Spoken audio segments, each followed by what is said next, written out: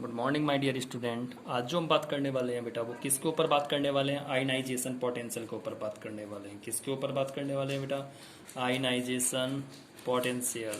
बहुत बहुत इंपॉर्टेंट है। सिर्फ कुछ मिनट मेरे साथ रहिए, आप बहुत इजीली कॉन्सेप्ट क्लियर हो जाएगा। Ionisation potential. देखिए बेटा, कहाँ की बात कर रहे हैं? पेरियोडिक टेबल की। अपनी बुक में स्ट्रक्चर तो बना देखा है ना? बिल्कुल देखा होगा, है ना बेटा? अब देखना क्या होता है, अगर हम इस डायरेक्शन में चल रहे हैं तो लेफ्ट टू राइट चलना होता है, और अगर हम इस डायरेक्शन में चल रहे हैं तो टॉप टू बॉटम चलना होता है। तो एक जर्नली प्रॉपर्टी स्टार्टिंग में बताता चल रहा हूँ। देखिए, अगर आप अपनी पेरियोडिक टेबल में लेफ्ट टू राइट चलते हैं, किधर चल रहे हैं बेटा? लेफ्ट टू राइट चल रहे हैं, तो जो आपका आईपी है, क्या है बेटा? आईपी का मतलब आयनाइजेशन पोटेंशियल है, वो आपका इंक्रीज होता है। क्या होता है बेटा? इंक्रीज होता है। और अगर आप इसमें टॉप टू बॉटम चल रहे हैं, कैसे चल रहे हैं बेटा? ऊपर से नीचे की ओर। अगर आप बाएं से दाएं चल रहे हैं तो आईपी क्या होता है? इंक्रीज होता है। टॉप टू बॉटम चल रहे हैं, ऊपर से नीचे की ओर चल रहे हैं, तो यहाँ पे जो आईपी होता है बेटा वो क्या होता है आपका? डिक्रीज होता है। कैसा होता है? डिक्रीज होता है, घटता है। तो कहने का मतलब क्या है? लेफ्ट टू राइट चलने पर, लेफ्ट टू राइट चलने पर, इस डायरेक्शन से इस डायरेक्शन पे चलने पर, इधर से इधर चलने पर बढ़ता है, ऊपर से नीचे चलने पर घटता है। Left to right increase, top to bottom क्या होता है? डिक्रीज होता है। एक जर्नल प्रॉपर्टी होती है। लेकिन देखना क्या होता है, जहां पर आपका कंपटीशन से क्वेश्चन बनता है वो कंडीशन क्या होती है? वो कंडीशन ये होती है कि लेफ्ट टू राइट इंक्रीज तो हो रहा है, लेकिन लेफ्ट टू राइट चलने पर भी कहीं ना कहीं पे आपको एक पॉइंट ये ध्यान रखना होता है कि जब हम लेफ्ट टू राइट चलते हैं तो पेरियोडिक टेबल में जो हाफ फील्ड या फुल्ली फील्ड होते हैं, कैसे होते हैं बेटा? जो हाफ फील्ड या फुल्ली फील्ड होते हैं वो क्या होते हैं? उनका जो आईपी होता है वो अपने नेक्स्ट ग्रुप से क्या होता है? ज्यादा होता है। अब देखना होता है कि कौन कौन से होते हैं। मान लीजिए आपके पास एक सेकेंड ए ग्रुप है। अगर हम सेकेंड ए में जैसे बेरिलियम को ले लें, बेरिलियम क्या होता है? 4, तो 1s2 2s2, ठीक है बेटा? ये इलेक्ट्रॉनिक कॉन्फ़िगरेशन होगा। अब इसमें अगर हम देखें तो ये एस है, एस में कितने इलेक्ट्रॉन है बेटा? 2 इलेक्ट्रॉन है। अब एस में एक ही ऑर्बिट बनता है और कितने इलेक्ट्रॉन आ सकते हैं? मैक्सिमम 2 आ सकते हैं। तो इसका मतलब क्या है? ये फुल्ली फिल्ड है।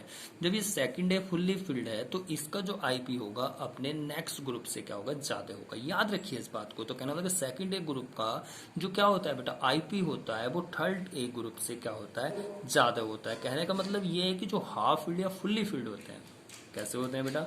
हाफ फील्ड या फुल्ली फिल्ड होते हैं, उनका जो आईपी होता है वो अपने नेक्स्ट ग्रुप से क्या होता है बेटा? ज्यादा होता है। जैसे आप फिफ्थ ए ग्रुप को ले लें, क्या ले लें बेटा? फिफ्थ ए ग्रुप को ले लें। तो फिफ्थ ए ग्रुप की अगर हम बात करें तो फिफ्थ ए ग्रुप में जैसे आपने नाइट्रोजन लिया, अगर आप इसका इलेक्ट्रॉनिक कॉन्फ़िगरेशन करें 1s2 2s2 2p, क्या हो जाएगा? 3। अब p में कितना ऑर्बिट बनता है? p में भाई 3 बनता है। अब कितना इलेक्ट्रॉन आ रहा है? 3 आ रहा है। तो 1 2 3, इस कंडीशन को हम क्या कहते हैं? हाफ फील्ड कहते हैं। जब एक एक इलेक्ट्रॉन सब में प्रेजेंट हो, जब एक एक इलेक्ट्रॉन सब में प्रेजेंट होगा तो उसको आप क्या कहेंगे? हाफ फील्ड कहेंगे। तो ये हाफ फील्ड है। तो इसका किससे ज्यादा होगा? सेकंड ए वाले का किससे ज्यादा हुआ था? थर्ड ए वाले से। फिफ्थ ए का किससे ज्यादा होगा बेटा? 6 ए वाले से। और लास्ट में कौन जाती है? Normal gases. तो नॉर्मल गैसेस तो वैसे भी लास्ट में फुल्ली फील्ड होती है। तो 8 ग्रुप का क्या होता है? जो 8 ए ग्रुप होता है, 0 ग्रुप होता है, उसका सबसे ज्यादा होता है। तो अगर आप चलें left to right increasing order में, बढ़ते किसमें बेटा? बढ़ते क्रम में, इंक्रीजिंग ऑर्डर में चलें, तो आईपी का क्या ऑर्डर आएगा? फर्स्ट ए, फर्स्ट ए के बाद सेकंड ए, सेकंड ए नहीं आएगा क्योंकि सेकंड ए फुल्ली फील्ड है। तो कौन आएगा बेटा? फर्स्ट ए के बाद थर्ड ए, थर्ड ए के बाद कौन आएगा? सेकंड ए। समझ रहे हैं ना आप?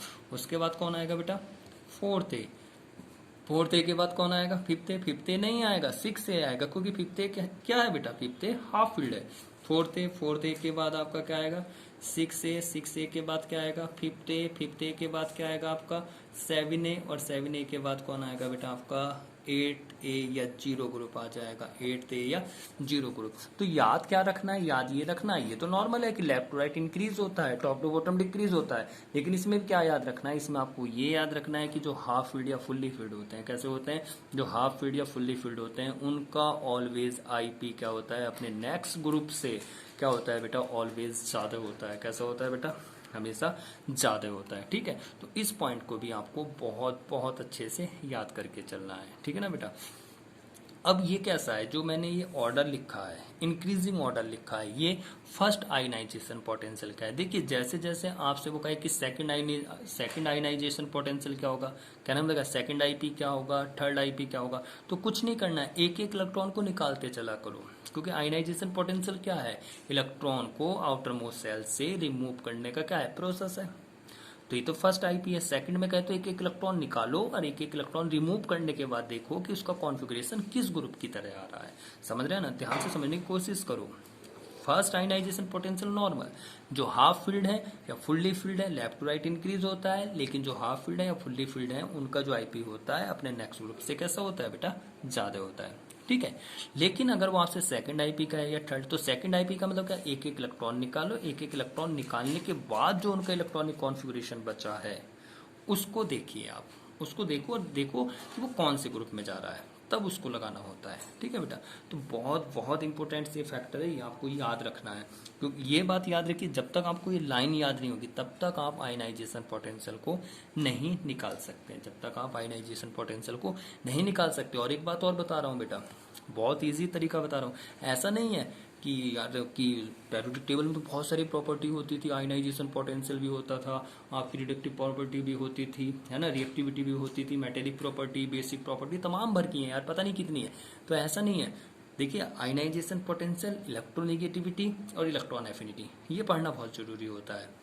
ठीक है ना, देखो अगर आपने आयनाइजेशन पोटेंशियल सीख लिया है तो आयनाइजेशन पोटेंशियल से आप कितनी सारी बातें और भी सीख सकते हैं, अभी आपको पता चल जाएगा। कैसे चल जाएगा, मैं अभी आपको बताने वाला हूँ। एक आयनाइजेशन पोटेंशियल निकालने से आप 7 चीजें और निकाल सकते हैं, 7 बातें और सीख सकते हैं केमिस्ट्री के अंदर। कैसे, देखो आप क्या करिए, आप याद रखो, सिर्फ 2 बातें याद रखिए, आयनाइजेशन पोटेंशियल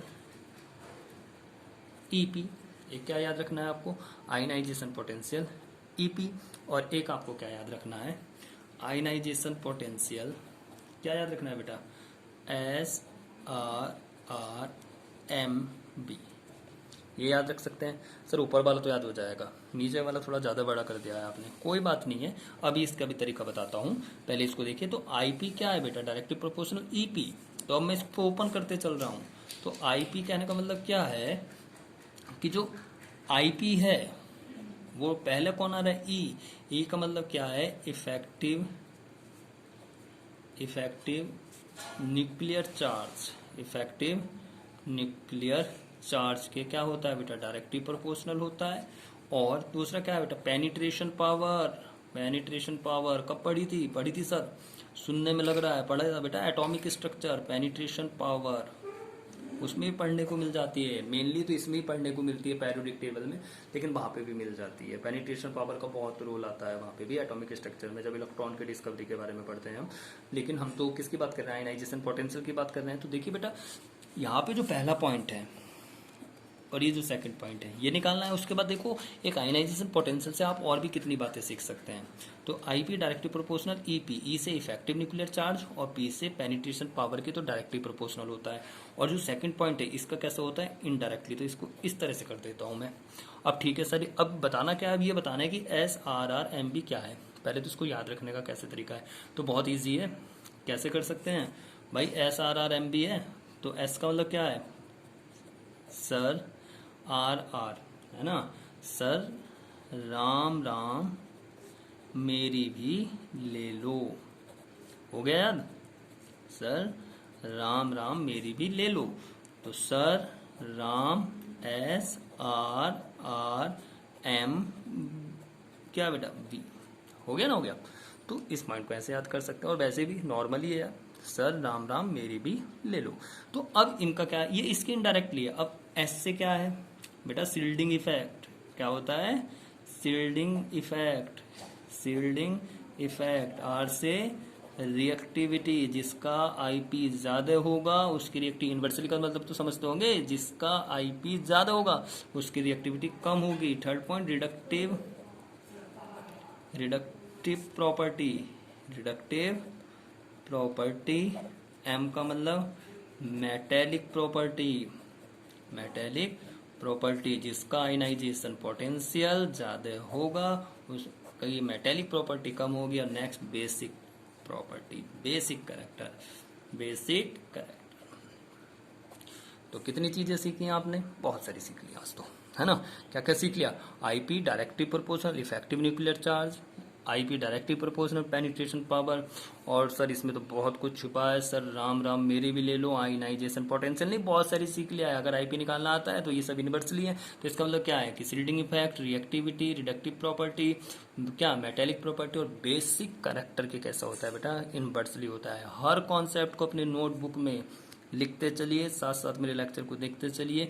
बहुत कुछ होता है इनऑर्गेनिक में, 2-3 पॉइंट्स हर चैप्टर में बताऊंगा, सब कुछ उसी के अंदर रोटेट हो जाएगा। तो आयनाइजेशन पोटेंशियल में क्या बेटा, लेफ्ट टू राइट क्या होता है, फिर से बोल देता हूँ, लेफ्ट टू राइट इंक्रीज होता है, टॉप टू बॉटम डिक्रीज होता है। जो हाफ फील्ड या फुल्ली फील्ड होते हैं उनका आईपी ऑलवेज अपने नेक्स्ट ग्रुप से ज्यादा होता है। और मैंने क्या बताया आपको, ये भी बताया आपको कि ये क्या है, फर्स्ट आईपी है, सेकंड या थर्ड आईपी जैसे निकालेंगे तो जिस नंबर पे पूछा सेकंड आईपी 1 इलेक्ट्रॉन कम करते चलो, थर्ड आईपी 2 इलेक्ट्रॉन कम करते चलो, रिमूव करते चलो, निकालते चलो उसमें से। और उसके बाद जो आईपी है वो इन 2 पॉइंट को बहुत अच्छे से याद रखिए। इन 2 पॉइंट को बहुत अच्छे से याद रखेंगे तो क्लियर हो जाएगा यार। आईपी में फर्स्ट में क्या है कि IP directly proportional effective nuclear charge, और सेकंड पॉइंट का पेनिट्रेशन पावर डायरेक्टली प्रोपोर्शनल। और ये वाला पॉइंट सबसे ज्यादा इंपॉर्टेंट, 5 बातें एक साथ निकलनी अगर आईपी निकालना आता है। क्या कि आपका सील्डिंग इफेक्ट, क्या क्या निकल रहा है बेटा, आपका एक सील्डिंग इफेक्ट, एक रिएक्टिविटी, एक रिडक्टिव प्रॉपर्टी, एक मेटेलिक प्रॉपर्टी, बेसिक कैरेक्टर। ऐसा नहीं है, अभी 1-2 पॉइंट्स और आएंगे, किसमें, इलेक्ट्रोनिगेटिविटी में, और किसमें, इलेक्ट्रॉन एफिनिटी में। रियली कह रहा हूँ, निश्चित है, 101% श्योर है बेटा, क्वेश्चन आएगा और आएगा भी, और आप सही भी करके आएंगे। ठीक है बेटा, okay, thank you very much.